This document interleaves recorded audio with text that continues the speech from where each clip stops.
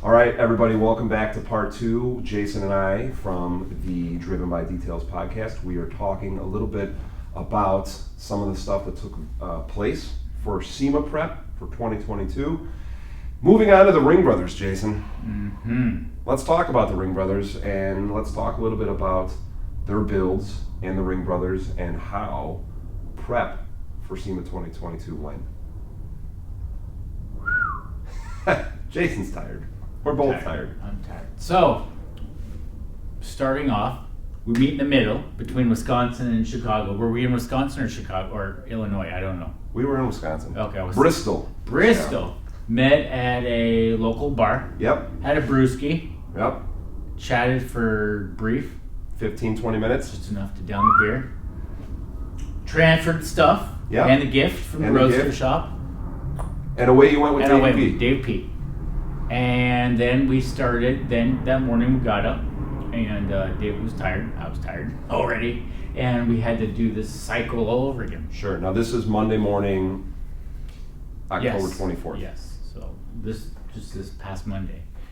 We headed off to the Ringbrothers that morning, and John Jackson was there taking some photos of one of the SEMA builds, so we wanted to get started, but it never happens that way. Yeah. You chit chat, they're all our friends up there, and we know them pretty well now. That's what I always say is getting started is the hardest part. So we really didn't get started till I think 10:30. Yeah. I think. Yeah. Something like that. Connor was not able to be there on Monday. You weren't able to be there on Monday. So it was myself, or it was Davey P., the ringleader of this project, second project. Dan Smith. Dan Smith from Dan's Detailing, right? Is that the name of the shop? And myself. Yep. So we... there were 4 cars now, cars. Tell us what those 4 cars were. The Bully K5. K5 Blazer. Was a K5 Blazer. We had a blue 69 Mustang. Awesome We car. had a white 68 Camaro. And we had the Crazy Truck. The Crazy Truck, which we're going to talk a little bit about. All these cars were insane, but specifically the Crazy Truck. We had an opportunity to see that at the Gloucester University training event in June, and it was not completed, but along the way. It was along the way. A lot of little fine details, and oh my goodness. Small package, but every part, every piece was mechanically exposed. Yeah, it's such a cool car. We'll probably at some point in the future do a whole just episode on that truck and maybe talk with Mike and Jim Ring a little bit more about that build, but man, is it cool. And it's something you don't see every day, right? I mean, all those builds are stuff that you don't see every day, but specifically that with the build, the profile, the look, the color, all the stuff in that truck is just really, really, really unique. Yeah. So we started off on Bully. Yep. And we wiped it down. I was under the chassis, and mainly I was under the chassis because I was tired. So I'm like, if I just take it slow under here, it doesn't have to look perfect. But So that's why I went under chassis. Dan was on the engine compartment. Davey P was tightening up some of the interior. Davey P had detailed it this past January. Okay. The owner had it for a while, and I'm looking at the paint going, David, you missed this whole side of the vehicle, right? He's like, there's no way, Gilmer. I did not, it was bad. It looked like a cat got loose on it, right?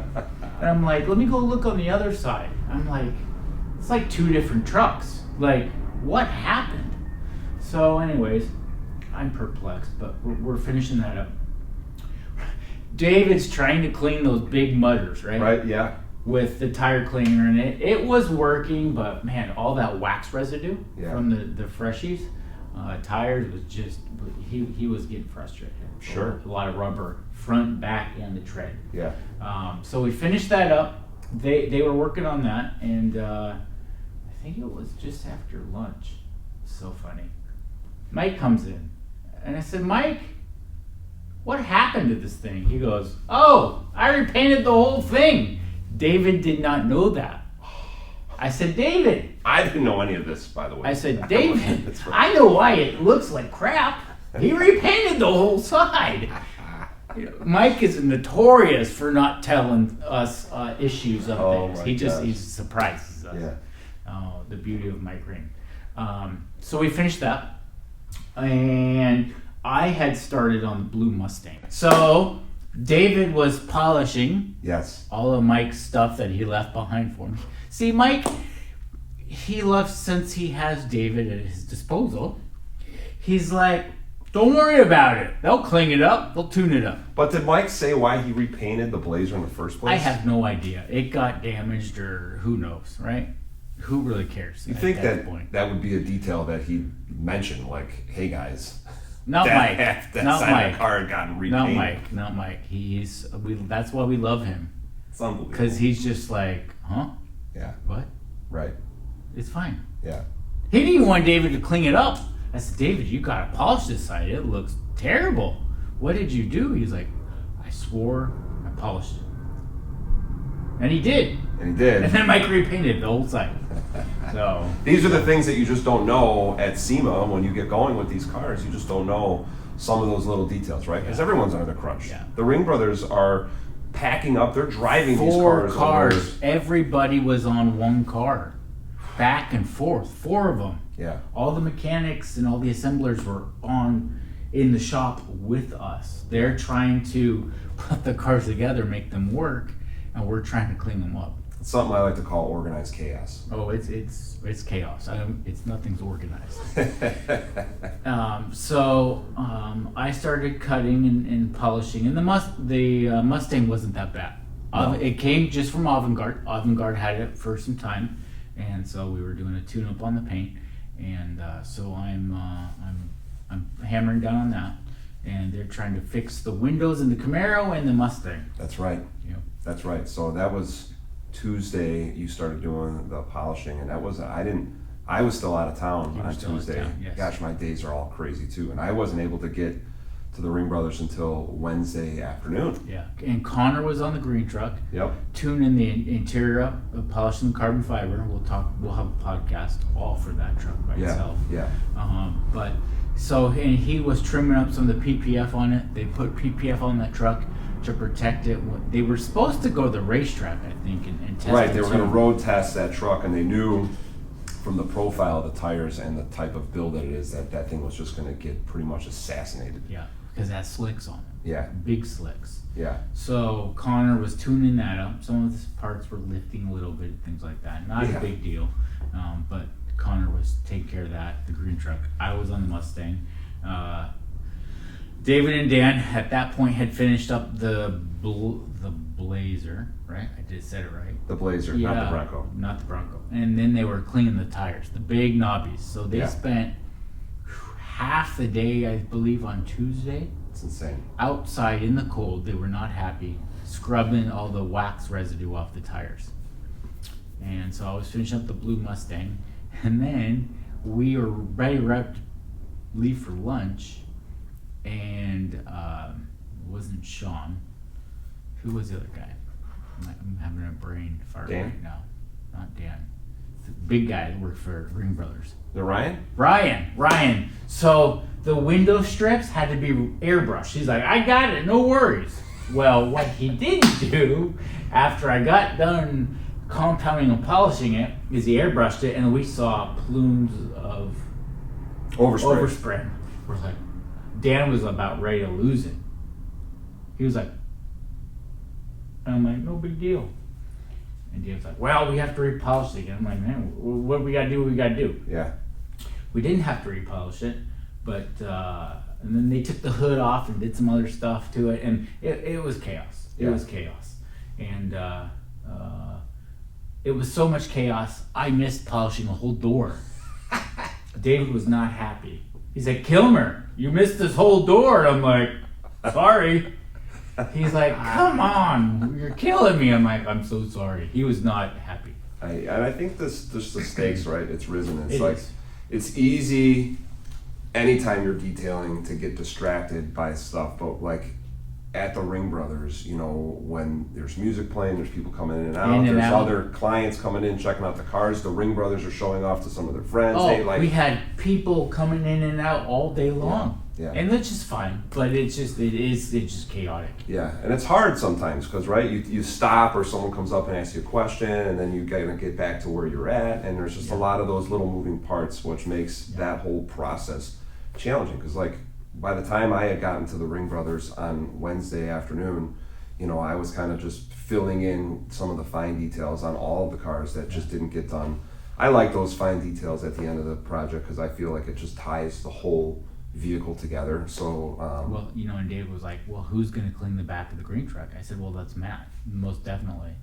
And you tuned it up, you did what, it was tough. It wasn't too bad, but it's difficult because of the angles and the components and parts. Well, additionally, what I found challenging working on the green truck is, you know, you basically got like this cavity, you know, the bed that you're leaning over, and you have all these other exposed components that we talk about, and you're trying to like weave your hands and tools and instruments. And that was a situation where you're not really doing a lot of machine polishing. Yeah. There was some areas where I was able to get the small pixie in there and kind of take care of some of the rails, but most of it is really hand polishing a lot of parts. There's a lot of carbon and the fans and all the stuff, and even the hoses, wiping down all the hoses, wiping down all those parts. You know, at the bottom, I don't want to call it the belly pan. No, it's a full belly pan from front to back. Yeah. So you can't just lift it up on jack stands or you know, a lift and clean the underside because it's full belly pan from the front to the back. Right. Yeah. It was just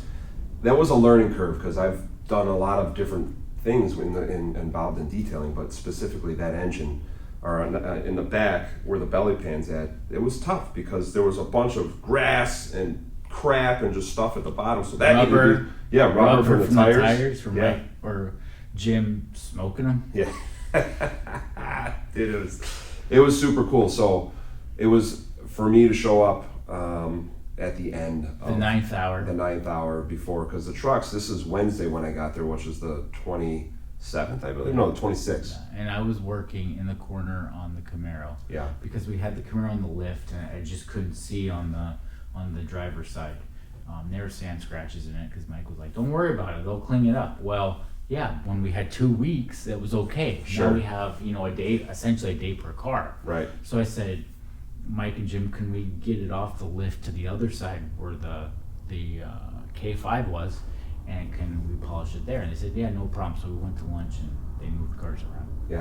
Yeah, it was crazy. Our goal was to be done by Wednesday evening because they were going to load up the rest of the vehicles on Thursday so they could transport, because they're leaving 5 a.m. this morning. While we're shooting this video, they're on the road. They're on the road on their way to SEMA. Yeah. And I just kind of feel like that's really cool. We're going to talk more about the Ringbrothers and hopefully get them on the podcast when we can do some more stuff, because I don't think we need to talk more about this with the stories of these builds and the last minute crunch to get stuff done. You know, it's and I really, when at the time I didn't know that they were going to drive out there, Mike and Nance. I mean, they're driving these cars out there themselves, and so that kind of struck a chord with me, and how invested they are into their craft, because it's like, you know, they could maybe hire a transport company or something to transport them out there, but I mean, these guys, I mean, from A to Z, they're driving the cars to Vegas, so that's pretty cool. Yeah, and I don't think any of those owners have seen the finished product. I know that for a fact. Wow. Maybe some pictures along the way, or maybe some pictures, but still haven't seen them in the flesh. Yeah. Like the owner of that crazy truck, he's gonna flip. He's gonna, yeah. So, and then the Camaro belongs to a celebrity. Yep. And he is going to, I believe he's going to take that from Vegas to Beverly Hills. It's crazy. So he'll be ripping up and tearing the streets of Beverly Hills with that nasty build. Yeah. 750 horsepower, I think, in that one. Yeah. Who knows what the crazy truck has?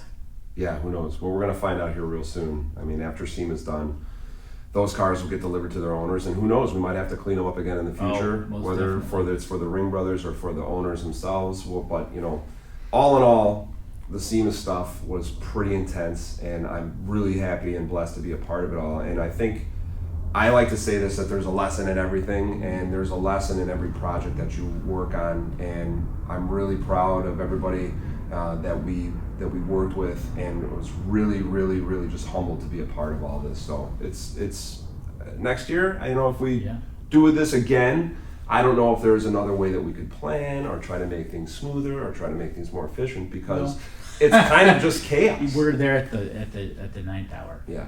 Yeah. But we couldn't have done it without you. Hey man, we couldn't have done it without you. I mean, it's a team, right? You bring everybody together. Everybody just buckled down and we did what we had to do. Yeah, it was really, really an awesome project. You're going to see a ton of pictures and videos of these cars, and we're going to be talking more about this in the future. But I guess, in the meantime, we could probably wrap up this episode. Yeah, because I gotta go to the airport.